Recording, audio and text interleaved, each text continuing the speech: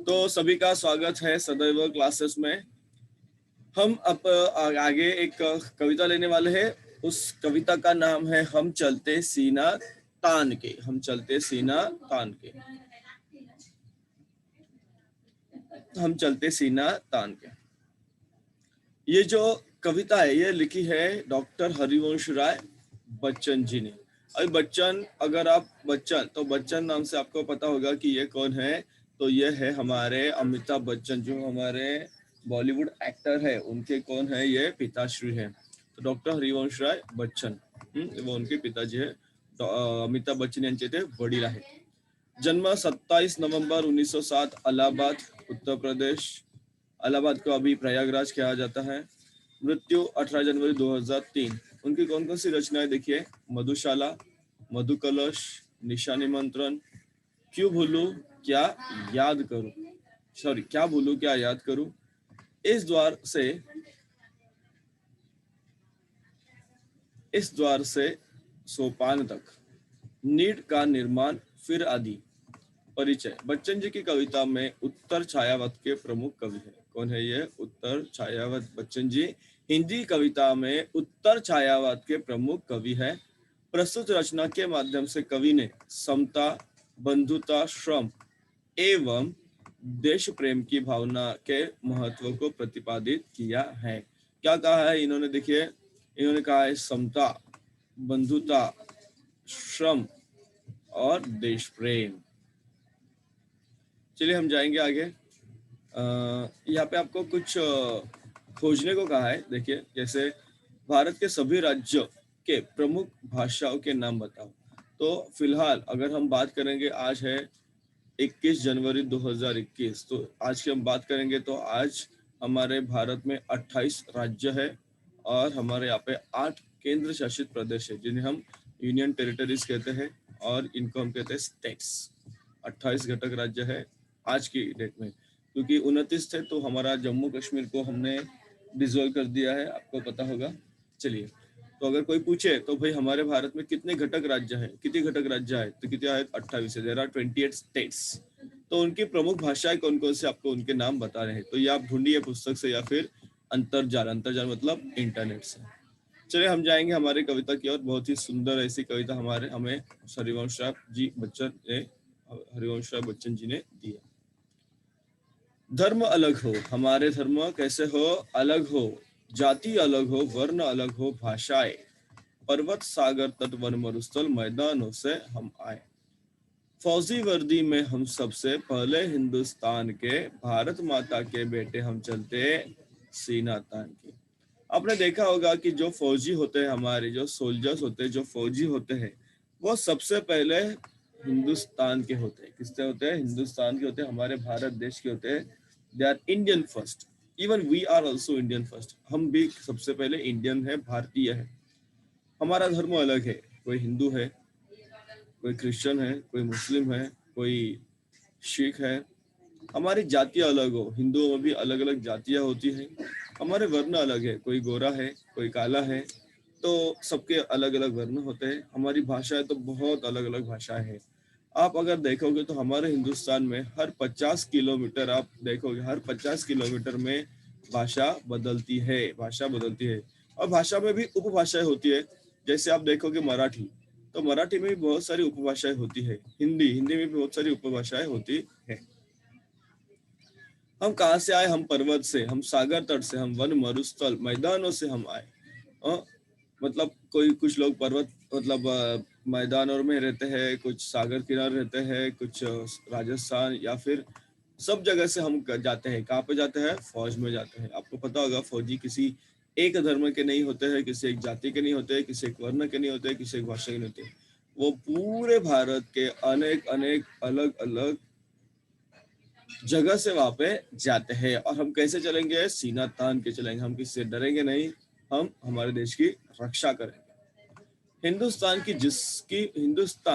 जिसकी मिट्टी में हम खेले खाए हैं, हम खेले खाए हैं, जिसकी रचकन हमको समता से अपनाए हैं।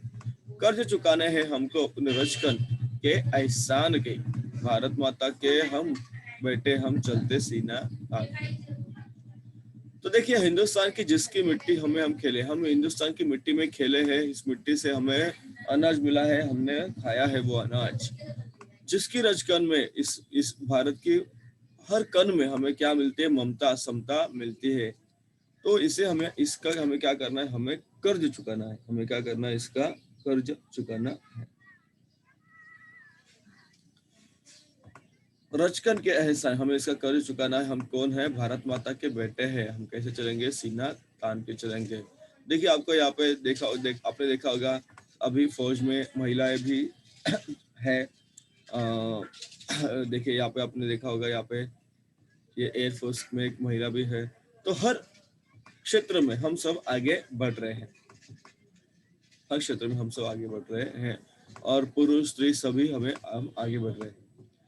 जिसकी पूजा में सदियों से श्रम के फूल चढ़ाए हैं, जिसकी रक्षा में पुरखों ने अगणित शीश कटाए हैं, हम रखवाले पौरुष वाले उसके गौरव मान के भारत माता के बेटे हैं। हम कैसे सीना तान के चलते हैं।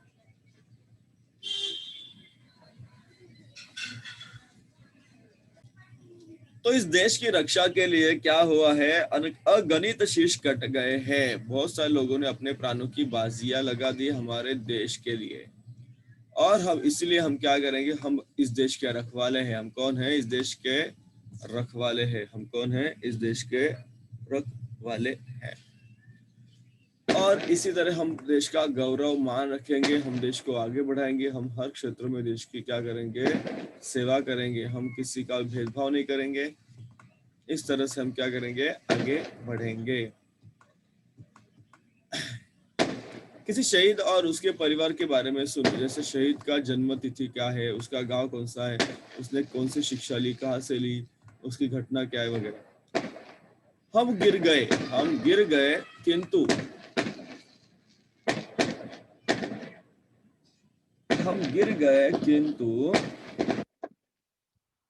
न गिरने देंगे देश निशान को। हम गिरेंगे लेकिन हमारा जो देश है उसका जो निशान है, जो तिरंगा झंडा है, उसे हम गिरने नहीं देंगे। हम मिट जाएंगे किंतु न मिटने देंगे हिंदुस्तान को। हम मिट जाएंगे लेकिन हमारे देश को हम आज भी नहीं आने देंगे। हमारे देश के लिए हम आगे हमेशा बढ़ते रहेंगे। हमारे देश के लिए हम अपनी जान भी न्यौछावर करेंगे। हम सबसे आगे रहते हैं अवसर पर बलिदान के। जब जब बलिदान देना है, जब जब हमें अवसर मिले बलिदान देने का, तब तब हम सबसे आगे रहेंगे। और हमें रहना ही है आगे। देखिए हमें आगे रहना ही है। हमें जब जब देश के लिए बलिदान देना है, तो ऐसा नहीं कि सोल्जर ही है, हम भी जा सकते हैं, हम भी अपना कर्तव्य वहां पे निभा सकते हैं। तो सोल्जर उनका काम कर रहे हैं, सैनिक उनका काम कर रहे हैं, हमें भी अपना काम ईमानदारी से करना है। और जब जब देश पे कुछ भी संकट आए तो हमें देश की रक्षा करनी है, हमें अपना बलिदान देना है। भारत माता के बेटे हम कैसे चलेंगे, सीना तान के चले। जो वीरत्व विवेक समर है, हम सैनिक दिखलाएंगे। क्या दिखलाएंगे, वीरता विवेक। हम क्या दिखलाएंगे, सैनिक दिखलाएंगे। उनकी गाथाएं भारत के गांव नगर घर गाएंगे। सैनिकों की गाथाएं हम जाएंगे कहाँ पे गाने के लिए, गांव गांव घर घर नगर नगर जाएंगे, सैनिकों की गाथाएं गाएंगे।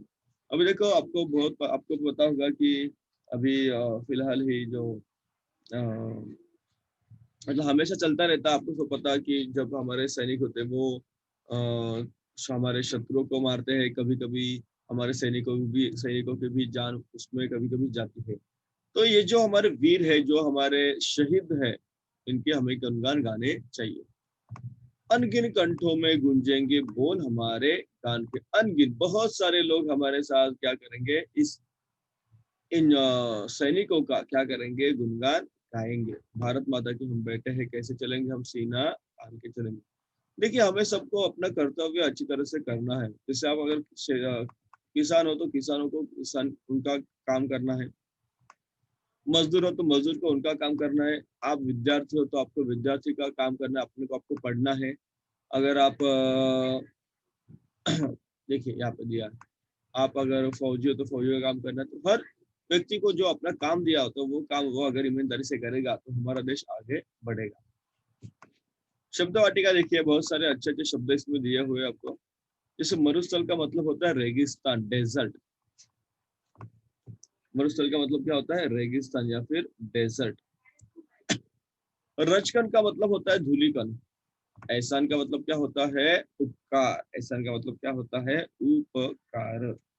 क्या होता है एहसान का मतलब? उपकार। पुरखे, पुरखे का मतलब क्या होता है? पूर्वज। जो हमारे पूर्वज है वो, आपके दादा दादी, उनके दादा दादी, उनके, लाइक दैट।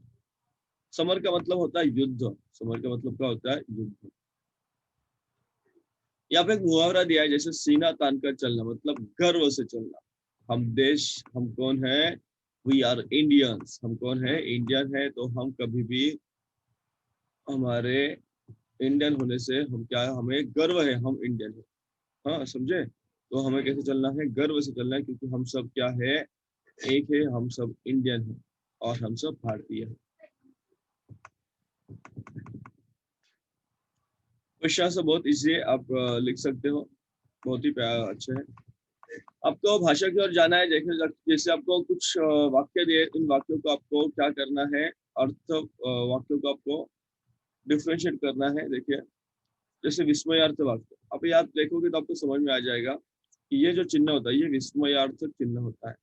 तो ये वाक्य यहाँ पे आएगा। वाह, क्या बनावट है ताजमहल की।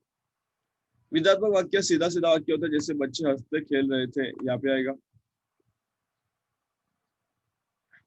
सॉरी, निषेध। निषेध कहेंगे। निषेध कैसे? जैसे या फिर इधर और भी कुछ है, एक मिनट रुकिए, थोड़ा इसको मैं और आगे रहता हूँ। एक मिनट, थोड़ा छोटा करता हूँ तो आपको समझेगा।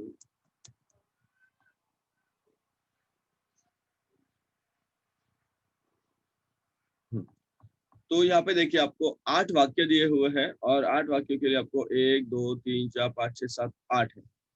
तो देखो, प्रश्नार्थक वाक्य मैंने आपको विस्मयार्थक वाक्य बताया था, ये हो गया। यहाँ पे आ जाएगा 5 नंबर का विस्मयार्थक वाक्य आएगा। उसके बाद देखिए, ये हो गया हमारा खूब पढ़ो खूब बढ़ो। खूब पढ़ो खूब बढ़ो, ये क्या हो गया आपको? ये क्या है आपका? संकेत हो गया ये, या फिर संभावना, संकेत हो गया। ये हो गया आपका संकेत। यदि बिजली आएगी तो रोशनी होगी, ये संभावना है। ये हो गया संभावना, यदि बिजली आएगी तो रोशनी होगी। माला घर नहीं जाएगी, माला घर नहीं जाएगी, या फिर सदैव सत्य के पथ पर चलो, ये क्या है? आपको आज्ञा दी गई है। सदैव सत्य के पथ पर, क्या आज्ञा है? प्रश्नार्थक वाक्य यहाँ पे, इसे हम हिमालय क्यों कहते हैं? उसके बाद बच्चे हंसते खेलते खेल रहे थे, ये आपका ये सीधा तो वाक्य आएगा। निषेध। निषेध मतलब ये हो गया आपका क्या? इच्छा, इच्छा इच्छा इच्छा इच्छा। कभी कश्मीर का सौंदर्य देखकर मुझे आश्चर्य हुआ, ये आपका शायद यहाँ पे आएगा। और माला घर नहीं जाएगी, ये आएगा आपका निषेधार्थक वाक्य। अगर मैं गलत नहीं हूँ तो प्लीज आप उसको एडजस्ट कीजिए या फिर ट्राई कीजिए, अगर गलत हो तो प्लीज बताइए। हाँ, तो यहाँ पे आपको आंसर भी दिया हुआ है, देखिए। जैसे पहले वाक्य में क्रिया करने या होने की सामान्य सूचना मिलती है, इसे हम विधानात्मक वाक्य कहते हैं। दूसरे वाक्य में आने का अभाव सूचित है, इसमें नहीं का प्रयोग हुआ, इसे हम निषेधात्मक कहते हैं। इसका निषेधात्मक नहीं है, बोला नहीं। तीसरे वाक्य में प्रश्न पूछा है तो इसे क्यों का प्रयोग है, प्रश्नार्थक वाक्य मतलब हमने जो भी दिया वो सब सही है। चौथे वाक्य में आदेश है, इसलिए चलो। चलो का क्या हो गया? आज्ञार्थक। क्या हो गया? आज्ञार्थक हो गया। पांचवें वाक्य में विस्मय आश्चर्य भाव है, इसे हम वहां का प्रयोग है, इसे विस्मयार्थक कहेंगे। छठे वाक्य में संभावना है, होगा, ये संभावना है। सातवें वाक्य का आशीर्वाद व्यक्त किया, जैसे खूब पढ़ो खूब बढ़ो, ये आशीर्वाद, इसे हम कहेंगे इच्छा। क्या कहेंगे? इच्छार्थक वाक्य। और आठवें वाक्य में एक क्रिया दूसरे पर निर्भर हो, जैसे कि यदि तदि, तो उसको हम संकेत कहेंगे। क्या कहेंगे? संकेतार्थ। तो शायद हमारा बराबर है, राइट है। देखिए फिर से,